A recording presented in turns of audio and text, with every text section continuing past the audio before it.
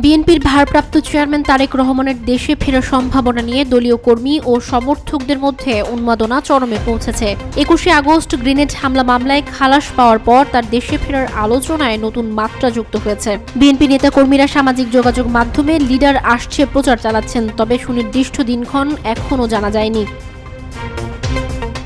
তারেক রহমানের বিরুদ্ধে থাকা ৮০ থেকে ৮২টি মামলার মধ্যে কয়েকটি নিষ্পত্তি হয়েছে, বাকিগুলো বিচারাধীন। তার আইনজীবীরা জানিয়েছেন, বাকি মামলাগুলোর দ্রুত নিষ্পত্তি হলে তিনি ২০২৪ সালের জানুয়ারি বা ফেব্রুয়ারিতে দেশে ফিরতে পারেন। বিএনপির মহাসচিব মির্জা ফখরুল ইসলাম আলমগীরও তার দেশে ফেরার বিষয়ে ইতিবাচক ইঙ্গিত দিয়েছেন।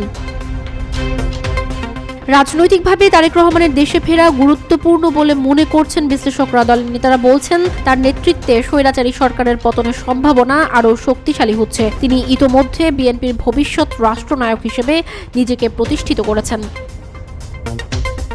তবে আইনি জটিলতা এবং রাজনৈতিক পরিস্থিতি তার দেশে ফেরার পথে বড় চ্যালেঞ্জ। লন্ডনে অবস্থানরত তারেক রহমান বর্তমানে সেখান থেকেই দলের কার্যক্রম পরিচালনা করছেন। বিএনপি চেয়ারপারসন খালেদা জিয়ার চিকিৎসার জন্য লন্ডনে যাওয়ার সম্ভাবনার বিষয়টিও তারেক রহমানের ফেরার সাথে সম্পর্কিত হতে পারে।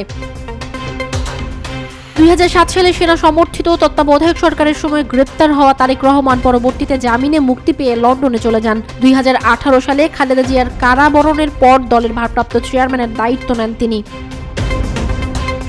বিএনপি নেতাকর্মীদের মতে, বর্তমান রাজনৈতিক পরিস্থিতিতে তারেক রহমানের দেশে ফেরা শুধু বিএনপির জন্য নয়, পুরো জাতির জন্য নতুন আশা জাগাবে। তবে দিনক্ষণ চূড়ান্ত হওয়ার আগে আইনি প্রক্রিয়া এবং রাজনৈতিক কৌশলে নির্ধারণ করবে তার দেশে ফেরা কতটা সহজ বা জটিল হবে।